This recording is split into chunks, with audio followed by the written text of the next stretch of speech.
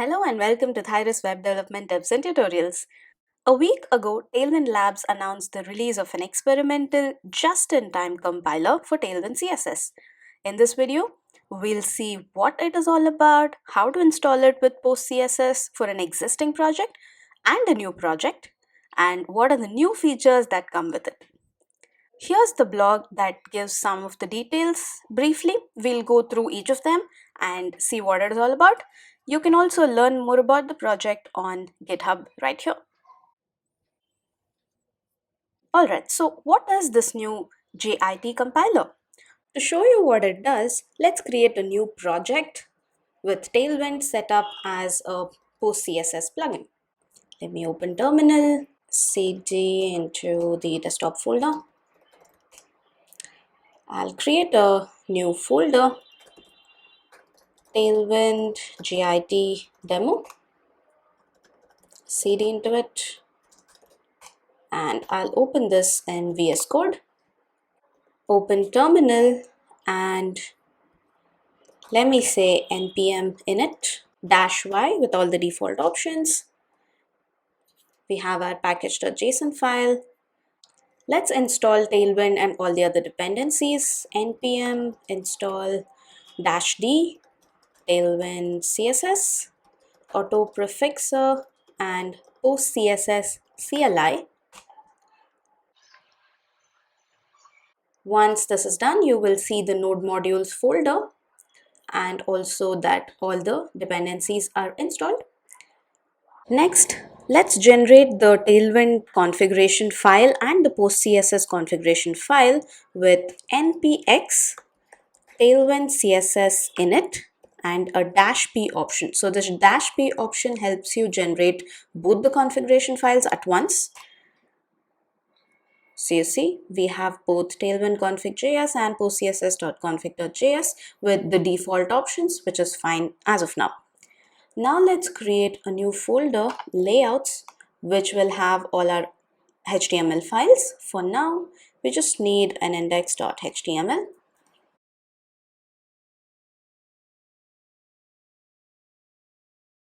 Let's now create two style sheets.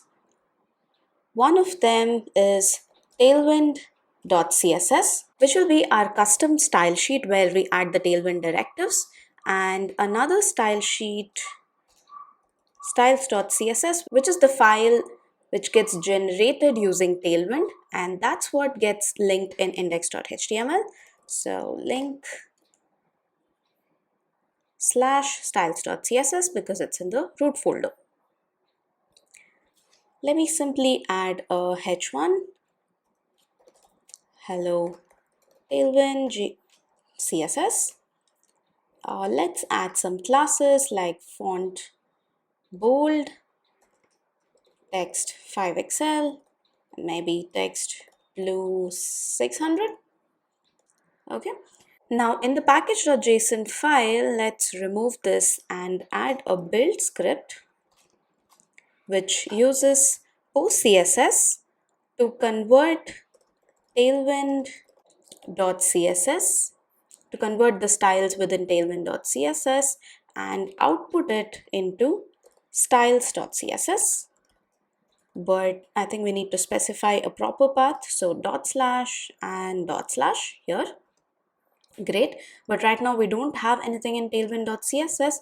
We need to add the directives, Tailwind base, Tailwind components, and Tailwind utilities.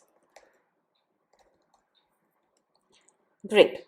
So now when we do an npm run build, we should have our styles.css generated. Right now it's empty. Let's do it.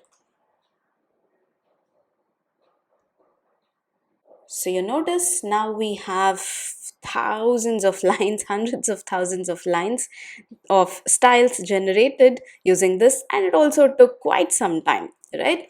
If you want to take a look at the size, which you might already be aware of,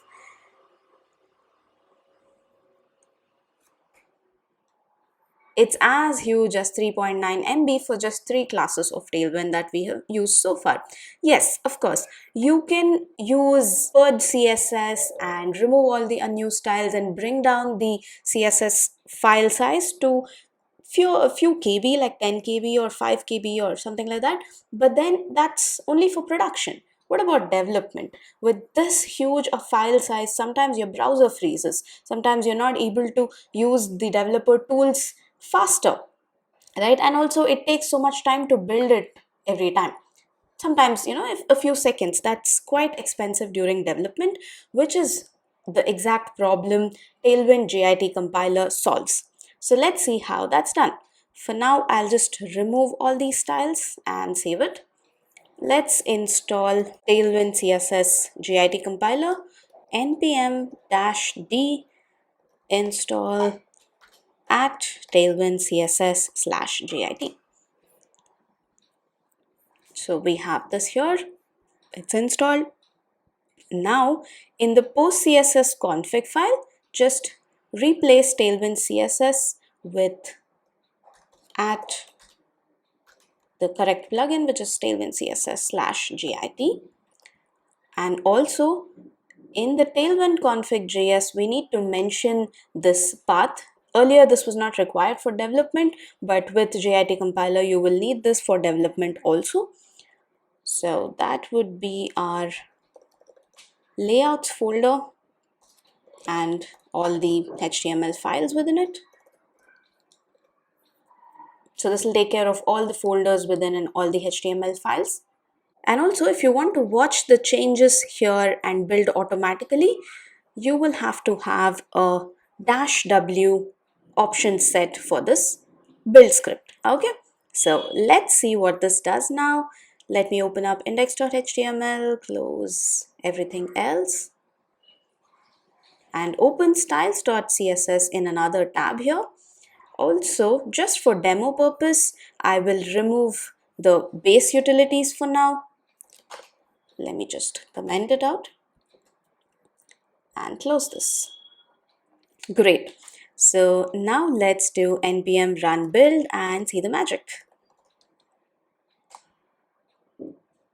Do you see? We have 3 classes here, and so all 3 classes with the required properties are added. Let's try and add something else, like let's say uppercase, and save the file. You see, uppercase is here. Great. How about a padding of maybe 12 overall? Save the file. Yes, we have padding 12 added. How about MX auto, that is margin auto in the horizontal direction? MX auto is added. Let's add text center. You see, we have text center here. So you see how fast it is. If you really want to see how long it takes, you can add this another option. This is really optional. I'm just showing you because you might want to have a look. Just add verbose here, and then now let's add another paragraph. I think I might have to stop this and restart. npm run build. Okay, the first build took just 534 milliseconds. Earlier you saw it took so much time. So now this is a paragraph. And let me add some classes like say margin top 4. And you see it took 8 milliseconds. That's all. Let's add some breakpoints like md text lg. You see that took 9 milliseconds, and we have it with media queries generated here. So now you see you just have only so much CSS as you need. You don't have hundreds of thousands of lines, and you don't even need to do purge CSS for production, because here your development style sheet and your production style sheet both are same. So you don't have to remember that extra step that you need to do before pushing for production. This is the biggest advantage with the Tailwind JIT compiler. Let's go back to the blog post and see what else we've got. Oh, by the way, it is working. So if you scroll down, this says, it has lightning fast build times, which you already saw just now. and then every variant is enabled out of the box. So if you needed any of these variants like active and disabled for particular properties like opacity, earlier you might have to check the documentation and configure it if you needed, because they were not enabled by default, but now they are. So that's great. And now this is an amazing advantage that I really loved. So let me show you what this does: generate arbitrary styles. So if you go to the Tailwind CSS documentation, and let's say we'll go to the height property, you see that you have a lot of options you can choose. Usually this is enough, right? All of these values, like they are incrementally, like from 0.125 rem, 0.25 rem, and so on. You have so many options here, and then you have 4, 5, 6, all of these. Usually these are enough, but let's say you just have some image that you want to take a specific height, say for example 13.5 rem, right? Since that's not there in Tailwind, what you would either add a custom style there, or you would add it in the configuration file. Just for one time usage, you had to add it in the config file, which with this new JIT compiler you don't have to do. So let me show you how to add height 13.5 rem. Let's say we have an arbitrary div here with class h 13.5 rem, right? So just add square brackets for that, and within this mention whatever value you want. Save the file. So you see, where is it? We've got this here, height 13.5 rem. Don't bother about this class. You will really not look at the styles.css. All you will see is this index.html, and it's also very readable. Now it's not just h13, it's h13.5 rem in square brackets, and you will really use it only once. If you're not using it once, then please don't do this. If you're using it 2-3 times or in multiple places, please actually configure it in the config file. This should be used maybe in place of inline styles. Maybe if otherwise you would probably do style height equals 13.5 rem. And you see, this much is a lot more than just this one class, correct? So this is a great thing. I'm very happy about this. Let's look at another advantage. Your CSS is identical in development and production, like I already mentioned. So never worry about accidentally purging an important style, and also never worry about forgetting to purge, right? And then better browser performance in development. Yes, if you have very huge layouts and with a lot of breakpoints and dark mode and everything, your browser might just give up, right? That's not going to happen with this library. So for now, it's just a library, but probably by the end of this year, they would want to add it in the version v.3, like they say later this year. For now, there are some known issues maybe. So you can go to the GitHub project and check out if there are any issues, if there is something something that might break while you're using this in production.